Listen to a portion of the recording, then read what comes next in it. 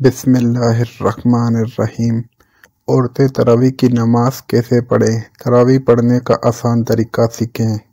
حضرت عائشہ صدیقہ رضی اللہ عنہا فرماتی ہیں کہ رسول اللہ صلی اللہ علیہ وسلم نے رمضان کی ایک رات مسجد میں نماز تراویح پڑھی۔ لوگوں نے آپ صلی اللہ علیہ وسلم کے ساتھ نماز پڑھی۔ پھر دوسری رات کی نماز میں شرکا زیادہ ہو گئے۔ تیسری یا چوتھی رات آپ صلی اللہ علیہ وسلم نماز تراویح کے لیے مسجد میں تشریف نہ لائے اور صبح کو فرمایا کہ میں نے تمہارا شوق دیکھ لیا اور میں اس ڈر سے نہیں آیا کہ کہیں یہ نماز تم پر رمضان میں فرض نہ کر دی جائے۔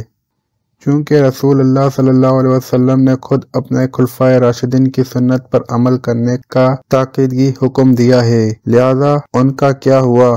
عمل بھی خود رسول اللہ صلی اللہ علیہ وسلم کی سنت کی مانند ہے اور ان کی اطاعت بھی رسول اللہ صلی اللہ علیہ وسلم کی اطاعت ہے۔ لہذا جب حضرت عمر رضی اللہ عنہ، جو خود خلیفہ راشد 10 مبشرہ میں سے ایک اور بہت بڑے فضائل کے حامل ہیں، آپ نے جلیل القدر فقہائے صحابہ کرام رضوان اللہ علیہم کی موجودگی میں رمضان المبارک میں باجماعت تراویح کا اہتمام کروایا تو سب نے اس کی تحسین کی، کسی ایک نے بھی نکیر نہیں کی۔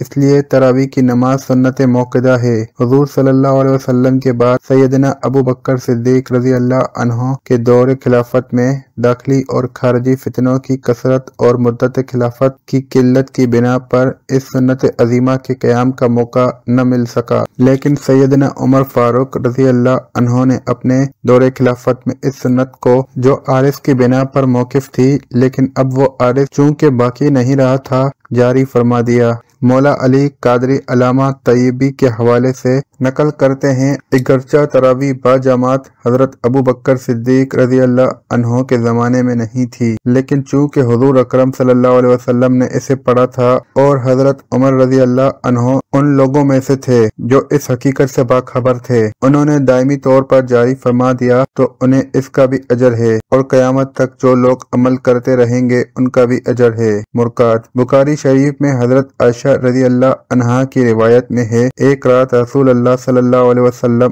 مسجد میں تشریف لائے اور نماز پڑھی، لوگوں نے بھی آپ کے ساتھ نماز پڑھی۔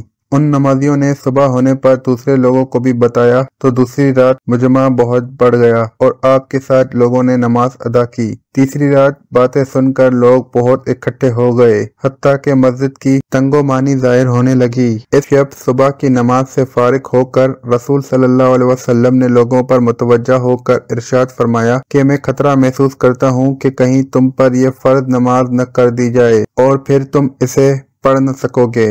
تراویح کی نماز جس طرح مردوں کے لیے پڑھنا ضروری ہے، اسی طرح عورتوں کے لیے بھی اس نماز کو پڑھنا ضروری ہے۔ بہت سی خواتین اس غلط فہمی کا شکار ہوتی ہیں، وہ یہ سمجھتی ہیں کہ شاید تراویح کی نماز صرف مردوں کے لیے پڑھنا ضروری ہے، عورتوں کے لیے اس نماز کو پڑھنا ضروری نہیں ہے، حالانکہ یہ بہت ہی غلط فہمی ہے۔ یاد رکھیے گا، تراویح کی نماز سنت موقدہ ہے، بغیر کسی شرعی عذر کے اگر اس کو چھوڑیں گے تو گناہ گار ہوں گے۔ مرد بھی پڑھیں گے اور عورتوں کے لیے بھی اس نماز کو پڑھنا ضروری ہے۔ اگر عورتیں اس نماز کو بغیر کسی شرعی عذر کے چھوڑیں گی تو گنہگار ہوں گی، اس لیے عورتیں بھی اس نماز کو ضرور پڑھیں۔ اب مسئلہ یہ ہے کہ مرد حضرات تو مساجد چلے جاتے ہیں جہاں پر باقاعدہ تراویح کی نماز جماعت کے ساتھ ادا کی جاتی ہے، لیکن خواتین گھر کے اندر اس نماز کو کس طریقے سے پڑھیں؟ اس نماز کے پڑھنے کا طریقہ کیا ہے؟ اس نماز کی نیت کیسے کریں گے؟ اس نماز میں کون سی صورتیں پڑھی جائیں گی؟ سب سے پہلے تو ہم عشاء کے 4 فرض پڑھیں گے۔ عشاء کی نماز کے 4 فرض پڑھنے کے بعد پھر 2 سنت موقدہ، 2 سنت ادا کریں گے،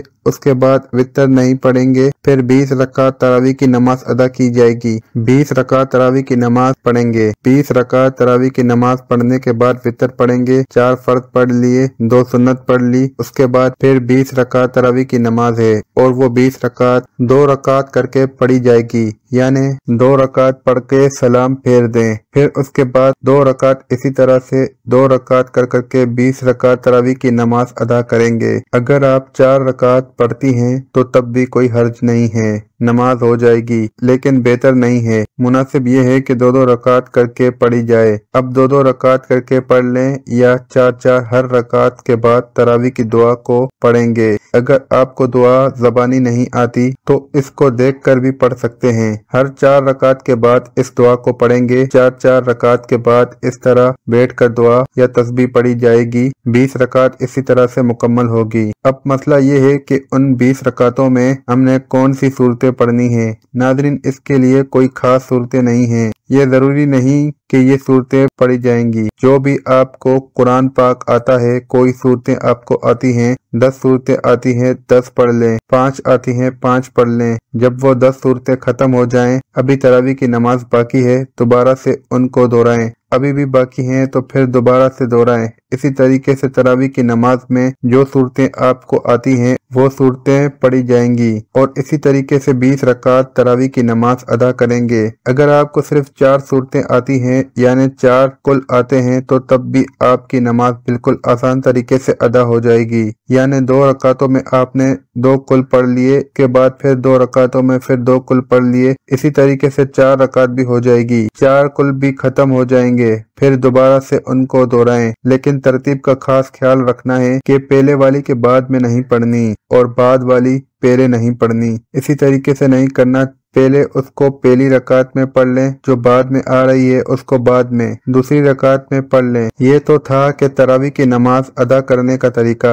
अब इसकी नियत कैसे करें। नियत कहते हैं दिल के पुख्ता इरादे को ज़बान से नियत करना कोई ज़रूरी नहीं है, कोई लाजिम नहीं है, कोई शर्त नहीं है। दिल के अंदर जो आपका इरादा है, आप खड़ी हुई हैं, आपने दिल के अंदर इरादा किया है कि मैं 2 रकात तरावी की नमाज पढ़ती हूँ, बस यही नियत हो गई। इसके अलावा कोई ज़बान से नियत करना ये कोई ज़रूरी नहीं है, लेकिन उलमा बयान फरमाते हैं कि ज़बान से नियत करना ये मुस्तहब है। अगर आप ज़बान से नियत करेंगे तो इस तरह भी कर सकते हैं कि मैं नियत करती हूँ 2 रकात नमाज तरावी वास्ते अल्लाह तबारक व तआला के, मुँह मेरा काबा शरीफ के, अल्लाहु अकबर। ये तरीका है नियत करने का ज़बान से, लेकिन कोई ज़रूरी नहीं है। 20 रकात ख़त्म हो जाने के बाद फिर दुआ पढ़ेंगे। दुआ करने के बाद फिर वितर की नमाज पढ़ी जाएगी, क्योंकि हमने पहले वितर की नमाज नहीं पढ़ी थी। फिर चाहे तो आगे नफिल पढ़ सकते हैं, चाहे तो ना पढ़ें, वो आपकी मर्जी है।